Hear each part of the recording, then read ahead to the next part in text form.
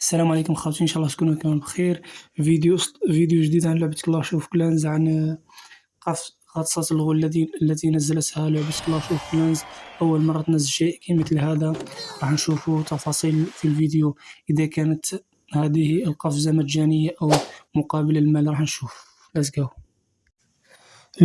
لعبة كلاش اوف كلانز أول مرة تنزل شيء مثل هذا، هي غطسة الغول. هذا الغول راح يقفز من قفزة إلى 5 قفزات، وكل قفزة ناجحة وقفزة خاطئة. وهذه زينة في القرية. الشيء الجميل أنك تقدر تحطها في أي مكان في القرية. وهذه الزينة تقعد زينة متحركة. أجمل ما فيها أنه الغول يقعد يقفز، لكن راح نشوف إذا كانت بالمجان أو مقابل المال. ندخل على العروض ونشوف.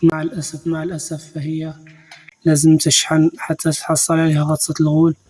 تأثير: هل تستطيع الغيلان السباحة أو تنفيذ غطاسات المسبح؟ بعد الآن هذه زينة سنجعلنا. مع الأسف فهي مقابل الشحن. التذكرة الذهبية أول مرة فيها تخفيض، فهي مقابل 60,000 دينار جزائري. لكن لا أنصح المتابعين أنك تشتريها، راح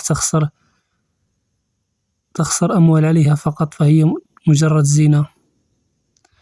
يلا نروح على بعض هجمات الحرب، نستمتع بهجمات الحروب ورفع السلسلة.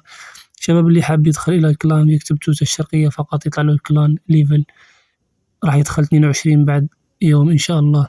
نعمل حروب 50 فقط، كل حرب نمسح خريطة. مرحبا بالجميع، فقط اكتب توتا الشرقية وراح أقبلك مباشرة. شباب هجمات الاختفاء والعربة ولا الطيارة، فقط اختفاء واستنساخ.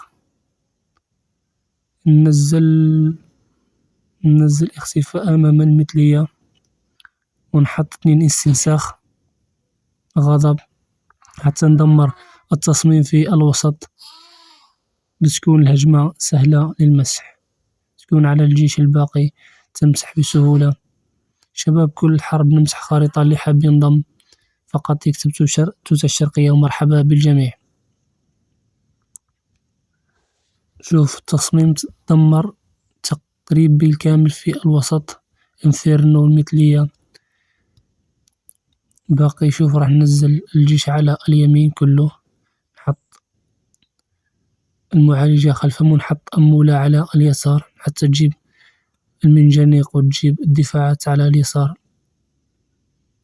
شوف أمولة دمرت المنجنيق كفو، والبربري والملكة والجيش على اليمين رايحين نحو التاون.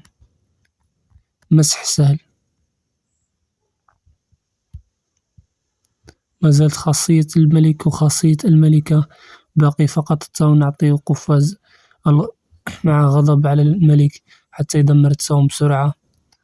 باقي مدفع فقط والهجمة والتاون ماكس. باي باي يا حبيبي. شباب إذا عجبكم الفيديو لا تنسوا علينا باللايك والاشتراك، ونلتقي في فيديو قادم إن شاء الله. دمتم في رعاية الله وحفظه.